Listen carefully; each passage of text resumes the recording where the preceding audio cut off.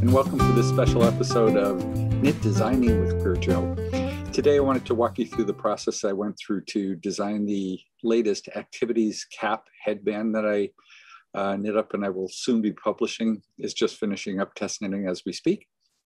But from the beginning of the design process, I used the organizational tool of Microsoft OneNote to be able to track it. I stole this idea actually from one of the guys in the Zoom meeting. He does an amazing amount of detailed design work in his OneNote and tracks all the various aspects of it so that when it comes time to publishing the actual design, it's relatively well documented already. And so I'm going to show you some of the nice useful tools that you can use in OneNote, especially if you've never used it before. So here's a look at what my OneNote notebooks look like.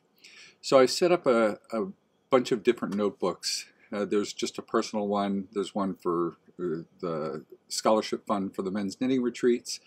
And I also set up one for knitting. And so as you can see, this is kind of similar to the three subject notebook tabs that you can have in a notebook.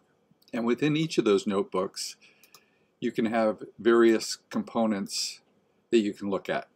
So here are the sections of my knitting notebook. So for instance, I have a section on expenses for marking down any of the expenses that I want to track.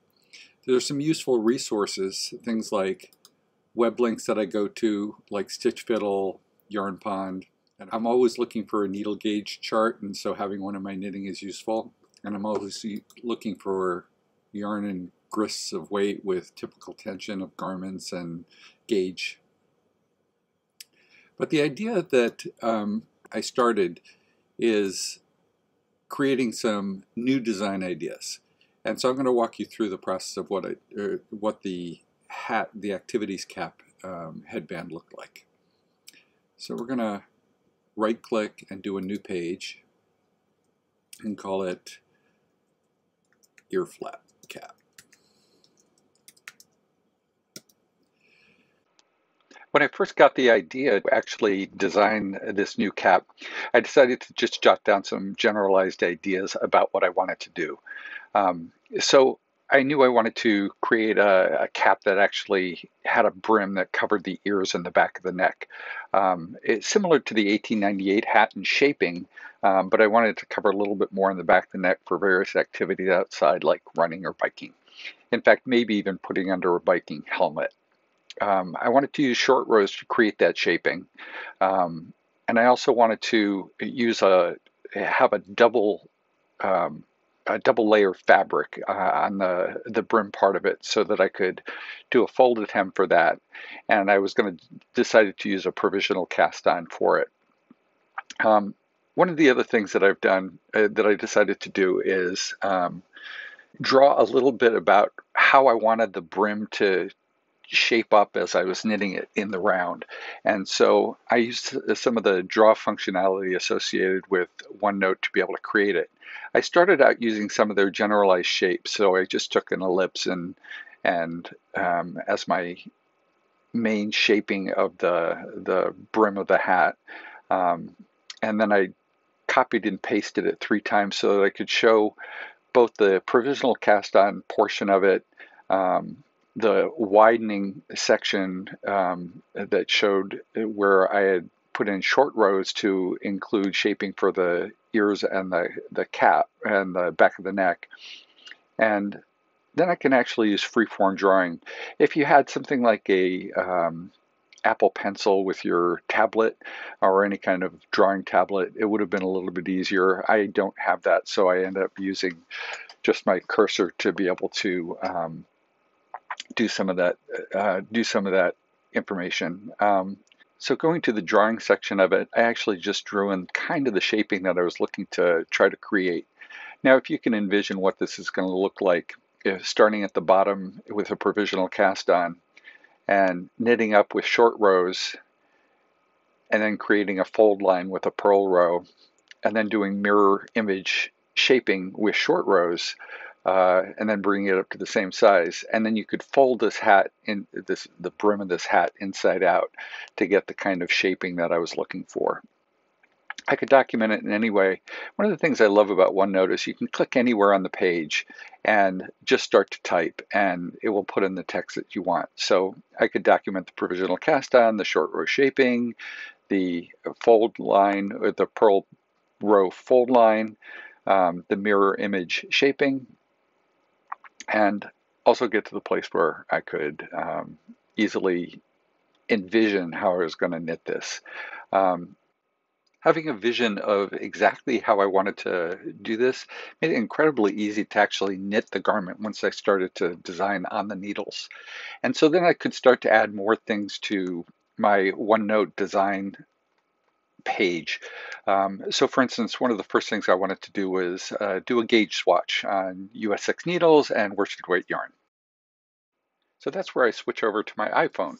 Since I have OneNote on my iPhone, I can bring up the OneNote piece from anywhere, or on tablets you can do that too. And you'll see that the ear flap cap page that I set up is already showing up there. It's synchronized, and it shows the design that I put in there. Now if I go to my camera, I can take a picture of my gauge swatch, let's say, and once I take that photo and get to the place where I can look at the photo, I click on the share button and it will show me all the applications to which I can share it. One of those is OneNote.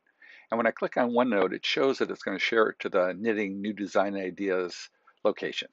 And so switching back over to OneNote now, you can see that the gauge swatch photo is shown up in its own page. So I'll delete it out of that page and copy and paste it onto the new page anywhere I want it, and mark it as gauge swatch.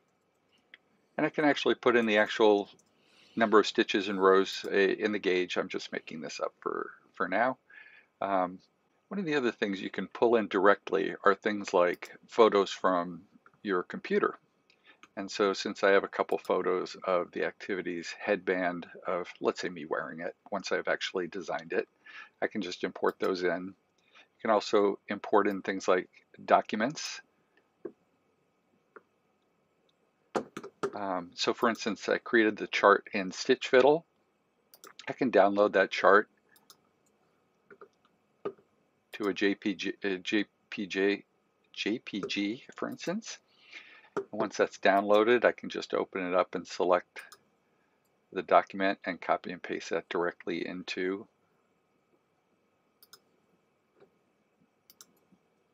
OneNote.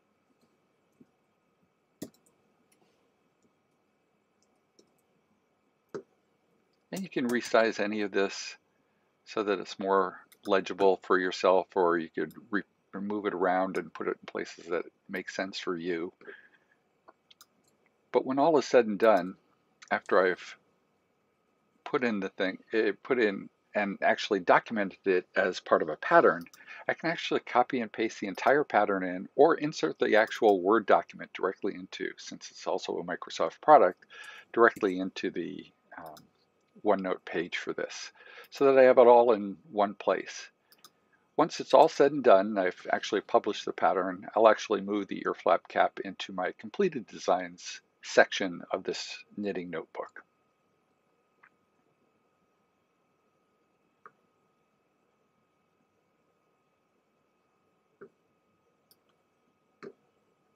And I can delete out that excess photo that I don't.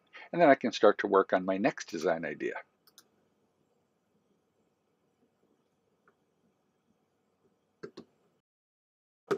The last organizational idea that I added into my OneNote notebook was the idea of a social media page.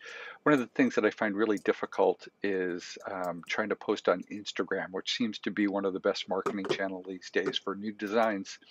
And so I had created a note on my computer with all the various hashtags that I use, but it's not easy to convert that note over to something on my iPhone. And so since Instagram really only lets you post via your phone, I can actually add these hashtags over to into my OneNote notebook, for instance. And then if I switch over to my phone, you'll see that those hashtags are right there, and I can actually just select the one I want, copy and paste that, So for instance, if I'm posting something about earth yarns at the Perfect Pearl, I can just copy and post those hashtags directly into Instagram.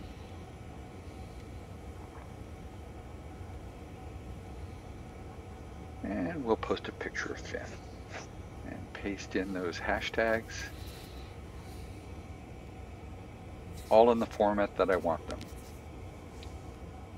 Thanks for listening in today on Knit Designing with QueerJoe.